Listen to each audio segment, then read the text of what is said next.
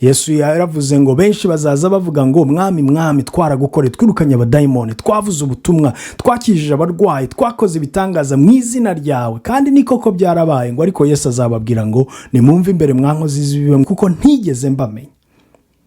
Bakoze mu izina rya Yesu ariko ntibari muri Kristo. Bakoze imirimo myiza ariko ntiyari muri Kristo. Birashoboka ko wakora imirimo myiza ariko utari muri Kristo. Birashoboka ko wakora imirimo myiza uri hanze. Niba unabishidikanya, reba batizera bakora imirimo myiza, kuko iyo tuza kuba dukizwa n'imirimo, hari benshi batizera uyu munsi bakora byinshi kuruta ibyo ukora. Imirimo myiza rero niyo muri Kristo Yesu, niyo y'agaciro. Iyo ngiyo niyo twaremewe gukora. Icy'ingenzi, intambwe ya mbere ni ukuba muri Kristo Yesu.